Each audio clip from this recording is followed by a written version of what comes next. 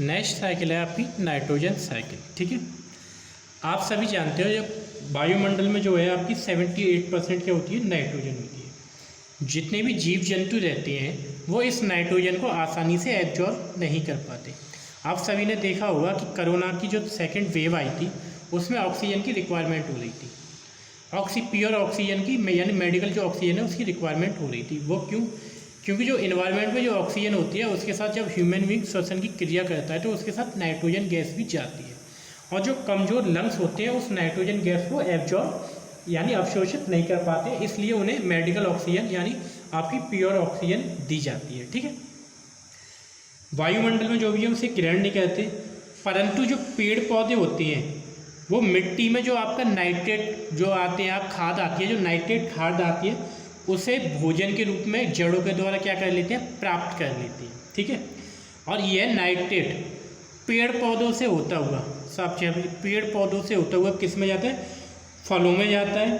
ठीक है, और फलों से होता हुआ पेड़ पौधों या फलों को कौन खाएगा, जीव जंतुओं में ये नाइट्रेट क्या हो जाता है, ट्रांसफर होता रहता है। ठीक है, और जब वो जीव मरते हैं या जीव जंतु जितने भी मृत हो जाएंगे, या वो मृत होने के बाद सड़ना गलना स्टार्ट हो जाएगा उनका, या वो यूरिन करेंगे या मलमूत्र त्यागेंगे तो वहाँ से कौन सी गैस रिलीज होती है, आपकी अमोनिया गैस बनती है। और एक आपका जो अमोनिया गैस को नाइट्रीकरण के जो जीवाणु होते हैं वो किस में कन्वर्टेड कर देते हैं, अगेन आपके नाइट्रेट में। जो अमोनिया गैस को नाइट्रीकरण के जीवाणु किस में कन्वर्ट कर देंगे, नाइट्रेट में कन्वर्ट कर देते हैं, और फिर दोबारा से वो उस नाइट्रेट को नाइट्रेट में कन्वर्टेड कर देते हैं।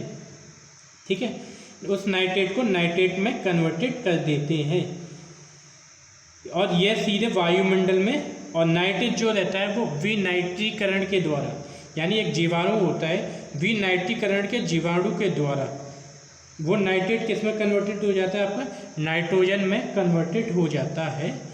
और उस नाइट्रोजन यानी नाइट्रोजन किस में अगेन आ जाता है, आपका मिट्टी में आ जाता है, और पेड़ पौधों के द्वारा अवशोषित कर लिया जाता है। ठीक है, ये हो गया। अब देखो पूरा ध्यान से समझो विथ फिगर। आप सभी जानते हो कि नाइट्रोजन को जो भी गैस होती है उसे एब्जॉर्ब नहीं किया जा सकता। क्यों? क्योंकि जो लंग्स कमज़ोर होते हैं उसे एब्जॉर्ब नहीं कर सकते। तो नाइट्रोजन कैसे, उसकी साइकिल कैसे होती है? जो नाइट्रोजन होती है वो मिट्टी में प्रेजेंट होती है एज किसकी फॉर्म में, खाद की फॉर्म में। तो पेड़ पौधे की जो जड़ें होती हैं वो नाइट्रोजन को क्या कर लेंगे, वहाँ से अवशोषित कर लेंगी। ठीक है, पेड़ पौधे की जड़ें क्या कर लेंगी, अवशोषित कर लेंगी। उन पेड़ पौधों को और उन पर लगने वाले फल को जब जीव जंतु खाते हैं तो वो नाइट्रोजन किस में ट्रांसफ़र हो जाएगी, आपकी जीव जंतु में। ठीक है, पेड़ पौधों को वो जीव जंतु खाएंगे तो उन्हें वहाँ से प्रोटीन और कार्बोहाइड्रेट मिलेगा। ठीक है, साइकिल यहाँ से यहाँ पे पहुँची। अब जो जीव जंतु हैं वो जब मर जाते हैं और मलमूत्र करते हैं, गोबर करेंगे, यूरिन करेंगे, तो वहाँ पे क्या होगी, आपकी अमोनिया गैस निकलती है। पेड़ पौधों के सड़ने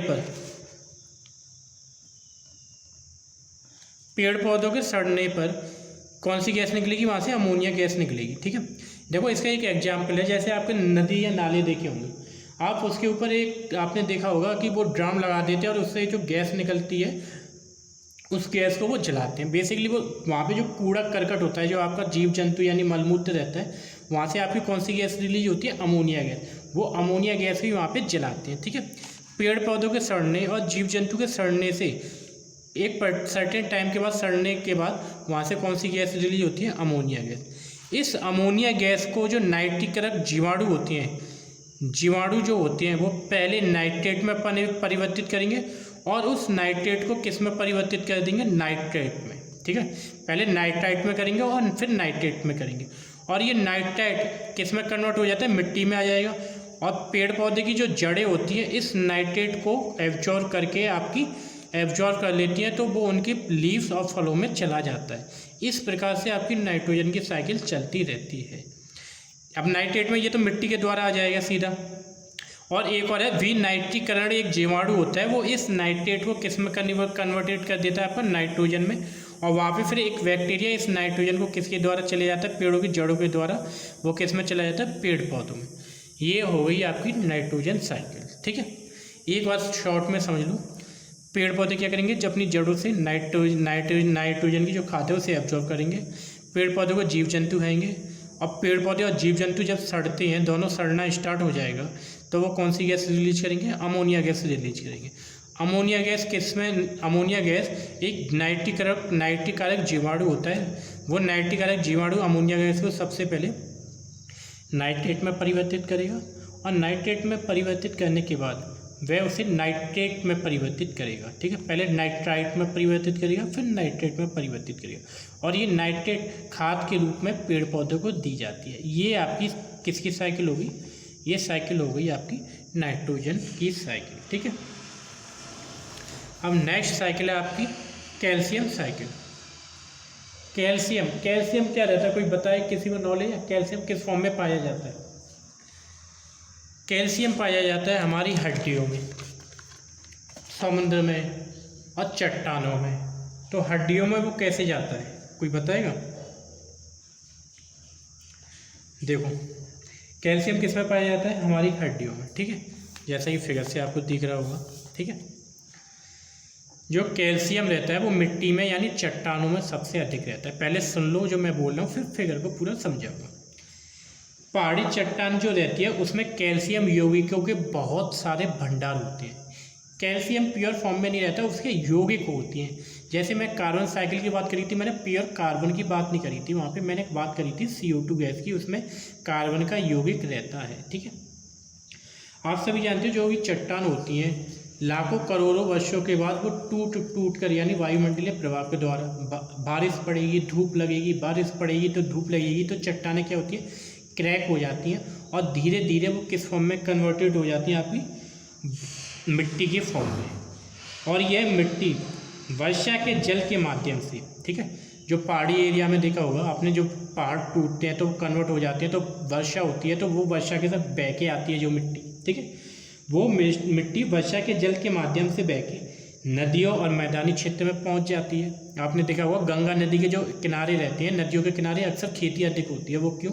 उसका रीजन यही है। ठीक, मैदानी क्षेत्रों में जब ये मिट्टी मिल जाती है तो उन पर पेड़ पौधे अच्छी तरह से ग्रोथ करते हैं, क्योंकि मिट्टी में क्या है? आप एक कैल्शियम के यौगिक हैं। ठीक है, पेड़ पौधे की जो जड़ें होती हैं वो इन कैल्शियम के यौगिकों को भोजन के रूप में ग्रहण करती हैं, और भोजन के रूप में जब वो ग्रहण करेंगे तो पेड़ पौधों को कौन खाता है? शाकाहारी जानवर खाते हैं। शाकाहारी जानवर खाएंगे, और शाकाहारी जानवरों को कौन खाते हैं? मांसाहारी जानवर खाते हैं। तो इस प्रकार से कैल्शियम का आपकी एक साइकिल चलती जाती है। ठीक है, तो इस प्रकार जो आपका कैल्शियम है एक जंतु से दूसरे जंतु में ट्रांसफ़र होता रहता है। ठीक है, और जब जीव जंतु हमारे मर जाते हैं, ठीक है, जीव जंतु क्या हो गए? हमारे मर गए। ठीक है, जीव जंतु जब मर जाते हैं या पेड़ पौधे जब सड़ना स्टार्ट हो जाते हैं, तो उनके अपघटन के फलस्वरूप जो कैल्शियम होता है वो अगेन किस में चला जाता है? मिट्टी में चला जाता है। ठीक है, कैल्शियम किस में चला जाता है? अगेन मिट्टी में चला जाता है। ठीक है, और यही कैल्शियम जब बारिश होती है, तो यही कैल्शियम जब बारिश होती है तो नदियों के माध्यम से कहाँ पे चला जाता है? बहकर समुद्र में चला जाता है। ठीक है, अब कैल्शियम किस में चला गया? समुद्र में पहुँच गया। ठीक है, अब समुद्र में जो ये कैल्शियम जब पहुंच जाता है तो वहाँ पे लाखों वर्षों तक ये पड़ा रहता है। ठीक है, कैल्शियम जाएगा क्योंकि समुद्र में लाखों वर्षों तक ये पड़ा रहेगा, क्योंकि कैल्शियम आ रहा है बाहर से और लाखों वर्ष तक ये पड़ा रहता है। तो वहाँ की जो भूगर्भ तो लाखों वर्ष तक पड़ा रहेगा, तो उस पर एक दबाव पड़ेगा, तो वो दबाव के फलस्वरूप वो किस में, यानी जो मिट्टी है वहाँ की, वो किस में कन्वर्ट हो जाती है? चट्टानों में कन्वर्ट हो जाएगी। ठीक है, अब भूगर्भीय उथल पुथल के फलस्वरूप जो चट्टानें हैं वो अगेन बाहर होना आपकी स्टार्ट हो जाती है। आपने देखा होगा कि नए नए महाद्वीप बनना स्टार्ट हो जाते हैं। ठीक है, जैसे जो पहाड़ बनते हैं उनका रीजन यही है। ठीक है, जो भूगर्भीय उथल पुथल रहती हैं उनके फलस्वरूप पहाड़ की जो हाइट होती है वो कंटिन्यूसली इंक्रीज होती रहती है। ठीक है, अब पहाड़ बन जाएगा यानी चट्टानें बनी। अब चट्टानों पे धूप पड़ेगी और लाखों वर्ष या हजारों वर्ष बाद चट्टान टूटेगी और कैल्शियम आपका निकलेगा। कैल्शियम निकलेगा, वो पानी के द्वारा नदियों में आएगा, नदियों के द्वारा आगे वो कहाँ पे आएगा? मिट्टी में आएगा, मिट्टी के द्वारा वो आगे आपका पेड़ पौधों में आ जाएगा, और यही साइकिल आपकी चलती रहती है। ठीक है, अब ये फिगर समझ लो, ये आज आपकी लास्ट साइकिल है। देखो, चट्टान है। ठीक है, चट्टानों पे तापमान के प्रभाव के कारण, क्योंकि आप सभी जानते हो, देखो आप, मैं फॉर एग्जांपल अगर आपको बताऊं, एक पत्थर लेना मार्बल का, उसे पहले हीट करना। ठीक है, हीट करोगे आप, मार्बल के पत्थर को हीट करोगे, वो एज ए रॉक ही है, वो चट्टानी है, उसे हीट कर लेना बिल्कुल, और उस पर पानी डाल देना। तो आप देखना जो आपका मार्बल है, जो आपकी रॉक से पत्थर है, वो क्या हो जाएगा, ब्रेक हो जाएगा। वो किसकी वजह से, टेम्परेचर डिफरेंस की वजह से। ऐसी गर्मियों में चट्टानें क्या होती हैं, गर्म हो जाती हैं, फिर रात को ठंडी हो जाती हैं, तो चट्टानों में दरार बनती है, और उस चट्टान की दरार के फलस्वरूप आपके अपक्षेप के कारण आपके जो क्या है, मिट्टी बनती है। चट्टानों में किसके यौगिक होते हैं, कैल्शियम के यौगिक होते हैं। जब वो उसका अपक्षय होता है, यानी मिट्टी में जब वो कन्वर्ट होता है, तो क्या है, आपकी मिट्टी में क्या आ जाता है, कैल्शियम के यौगिक मिट्टी में आ जाते हैं। ये कैल्शियम के यौगिक किसके रूप में काम करते हैं, खाद के रूप में काम करते हैं। अब ये कैल्शियम के यौगिक पानी के द्वारा बहकर पहाड़ी चट्टानों से बह के कहाँ पे आ जाते हैं, नदियों में आ जाएंगे। ठीक है, नदियों के द्वारा तो वहाँ के वो मैदानों में, नदियों में और मैदानों में, आसपास के एरिया में आ जाएंगे। वहाँ पे जब खेती और पेड़ पौधे उगते हैं, ठीक है, खेती और पेड़ पौधे होते हैं, तो उस कैल्शियम के यौगिकों का अवशोषण कौन कर लेता है, पेड़ पौधों की जड़ें कर लेती हैं। पेड़ पौधों को कौन खाएगा, जीव जंतु खाते हैं, शाकाहारी जीव जंतु खाएंगे। तो कार्बन के यौगिक, कैल्शियम के यौगिक किस में चले गए, शाकाहारी जीव जंतु में। शाकाहारी जीव जंतु को कौन खाएगा, मांसाहारी जीव जंतु। तो इस प्रकार कार्बन के जो कैल्शियम के जो यौगिक हैं, एक से दूसरे में ट्रांसफ़र होना स्टार्ट हो जाएंगे। ठीक है, अब ये जीव जंतु क्या है, आपके मरेंगे, आप सभी जानते हो, कोई तो अमर है नहीं है। ये जीव जंतु और पेड़ पौधे क्या है, आपके मर जाते हैं। ठीक है, मरने के बाद वो मिट्टी में पड़े रहते हैं, और एक टाइम के बाद वो क्या मिट्टी में पड़े रहेंगे, तो एक टाइम के बाद वो किस में कन्वर्ट हो जाते हैं, कैल्शियम के यौगिक में। जैसे आप किसी भी चीज़ को डालो, तो सड़ने के बाद वो डिफरेंट यौगिकों या कंपाउंड में ब्रेक होती है। अब ये जो कंपाउंड जो ब्रेक होंगे, वो मिट्टी में मिल गए। ठीक है, नदी के पास या कहीं पे, जैसे कुत्ता चला गया आपका, कोई जानवर चला गया, पेड़ पौधे उसमें चले गए, नदियों में बह रहे हैं, तो वो बहकर कैल्शियम के यौगिक कहाँ पे चले जाएंगे, समुद्र में। ठीक है, समुद्र में चले गए। अब वो कैल्शियम के यौगिक समुद्र में आ रहे हैं, तो वो लाखों वर्षों तक वहाँ पे पड़े रहते हैं। ठीक है, वहाँ पे पड़े रहेंगे, तो वो मिट्टी में वहाँ पे एब्जॉर्ब हो जाएंगे। ठीक है, अब मिट्टी में उन्हें क्या कर लेगी, अवशोषित कर लेगी, यानी अपने अंदर एब्जॉर्ब कर लेगी।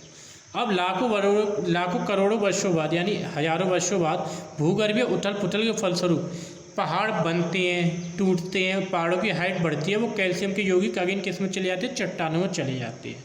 अगर चट्टान में चले गए, तो फिर ये आपकी साइकिल कंप्लीट हो जाती है, और यही साइकिल आपकी पूरी कंप्लीट चलती रहती है। एक साइकिल तो ये होगी। अब दूसरी साइकिल समझो। ठीक है, आप सभी जानते हो मिट्टी में क्या रहते हैं, कैल्शियम के यौगिक होते हैं। उन कैल्शियम के यौगिकों को कौन लेगा, पेड़ पौधे लेंगे। मिट्टी में कैल्शियम के यौगिक खाद के रूप में क्या लेंगे, पेड़ पौधे लेंगे। पेड़ पौधे को लेने के बाद उन्हें खाएगा कौन, जीव जंतु खाएंगे। जीव जंतु खाएंगे उन पेड़ पौधों को, तो कैल्शियम के यौगिक किस में ट्रांसफर हो जाएंगे, जीव जंतु में। इन जो शाकाहारी जीव जंतु हैं, इन्हें कौन खाएगा, मांसाहारी जीव जंतु।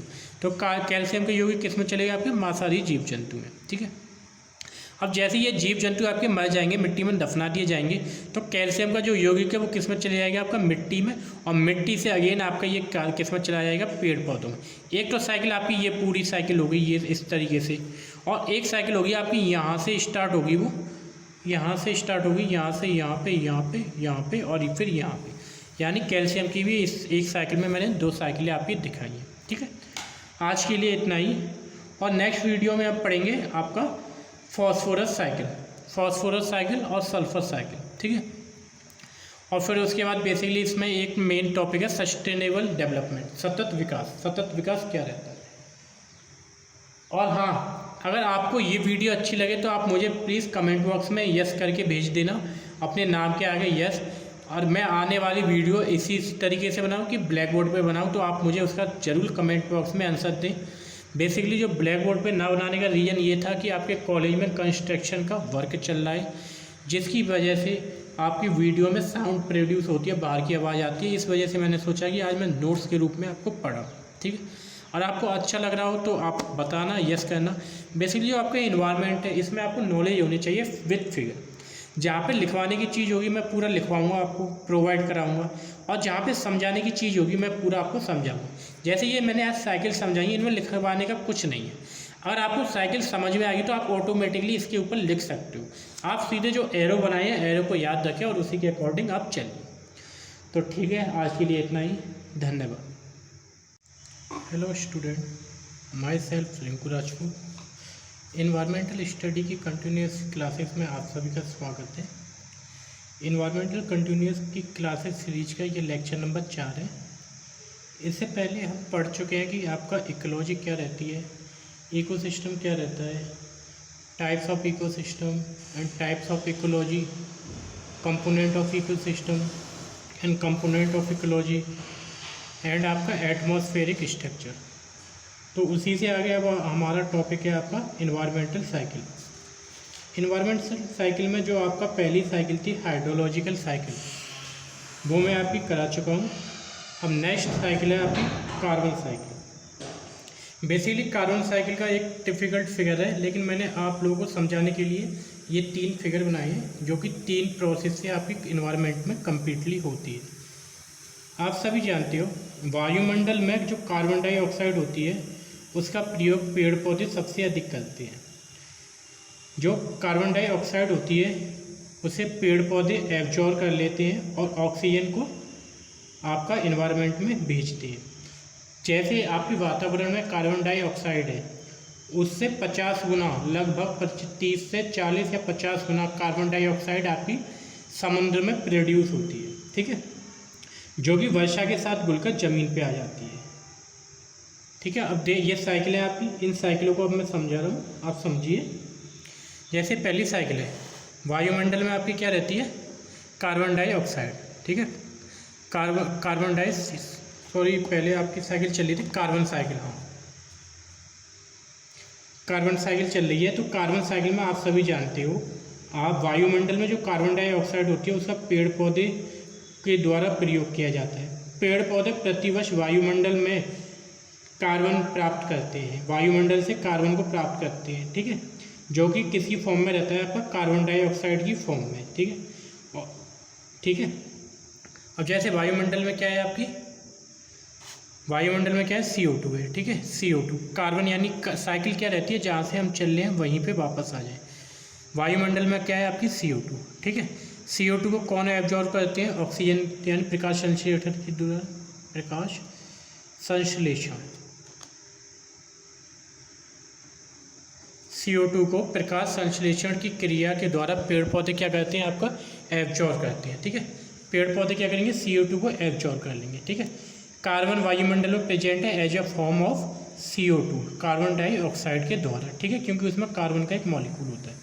प्रकाश संश्लेषण के द्वारा पेड़ पौधे CO2 को एब्जॉर्ब करते हैं। जब पेड़ पौधे हमारे मृत या कट के टूट जाते हैं या मृत हो जाते हैं तो उनका जैविक अपघटन होता है। जैविक अपघटन के फलस्वरूप पेड़ पौधे क्या है, आपके अपघटन के कार्बन रिलीज करते हैं, जो कि मिट्टी में चली जाती है, या कार्बन जलाने पे जो कार्बन डाइऑक्साइड प्रोड्यूस होती है वो आपकी कहाँ पे चली जाती है, अगेन वायुमंडल में, ठीक है। ठीक इसी प्रकार वायुमंडल में जैविक अपघटन होगा, जीव जंतु हैं, जीव जंतु क्या करेंगे, आपके पेड़ पौधों से जो ऑक्सीजन है ऑक्सीजन को लेते हैं, ठीक है, और CO2 को वायुमंडल में छोड़ते हैं।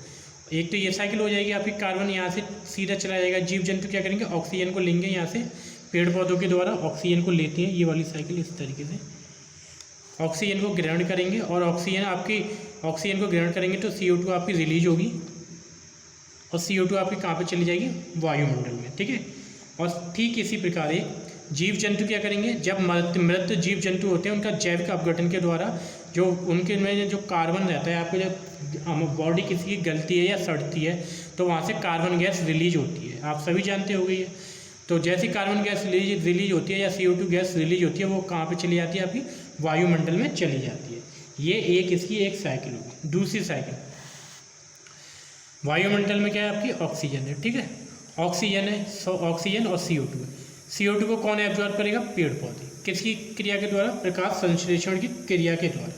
प्रकाश संश्लेषण की क्रिया के द्वारा जब CO2 को एब्जॉर्ब किया जाता है, CO2 को पेड़ पौधे एब्जॉर्ब करेंगे। जब पेड़ पौधे आपके मर जाएंगे तो आपकी जो भूगर्भीय उथल पुथल होती है, तो पेड़ पौधे किस में आपके कन्वर्ट हो जाते हैं, आपके कोयला या खनिज तेल। कोयले या खनिज तेल को जब हम जलन करते हैं, यानी कोयला और खनिज तेल को जब हम जलाते हैं तो आपकी CO गैस निकलती है, यानी कार्बन मोनोऑक्साइड गैस निकलती है। वो अगेन कहाँ पे चली जाती है, आपकी वातावरण में चली जाती है, ठीक है। जैसे पेड़ पौधों से ही कोयला और खनिज तेल बनता है, आप सभी जानते हो, जिन्हें जलाने पर कार्बन डाइऑक्साइड प्रोड्यूस होती है, ठीक है। और जलीय जीव जंतु व पशुओं द्वारा श्वसन की क्रिया में भी आपकी कार्बन डाइऑक्साइड प्रोड्यूस होती है, ठीक है। और ये पहली जो साइकिल है, पहली साइकिल को सुनिए, एक बार मैं रिपीट कर दे रहा हूँ। जो आपकी, आप सभी जानते हो आपकी CO2 कौन सी कहाँ पे पाई जाती है, वायुमंडल में उपस्थित रहती है। लेकिन जो आपके समुद्र है, समुद्र के अंदर भी आपके पेड़ पौधे रहते हैं जो कि आपको ऑक्सीजन का निर्माण करते हैं और CO2 को एब्जॉर्ब करते हैं, ठीक है। तो कार्बन, वायुमंडल से भी ज़्यादा कार्बन डाइऑक्साइड कहाँ पे पाई जाती है, समुद्र में। यह कार्बन डाइऑक्साइड गैस वर्षा के साथ जल के साथ घुलकर जमीन पर आ जाती है। वर्षा के जल के साथ कैसे, यानी जब वर्षा का जो समुद्र हीट होता है तो वहाँ से वेपर बनती है। वो उस वेपर के साथ आपकी CO2 कहाँ पे चली जाती है, वर्षा के साथ जल के द्वारा जमीन पे आ जाती है और नदियों से होती हुई समुद्र के जल में मिल जाती है, ठीक है। वातावरण में क्या रही है, आपकी CO2 गैस है, ठीक है। आप यानी आपके समुद्र में कैसे CO2 गैस पाई जाती है, इसे समझो पहले, ठीक है। जैसे आपकी वायुमंडल में CO2 गैस है, समझिए इतना।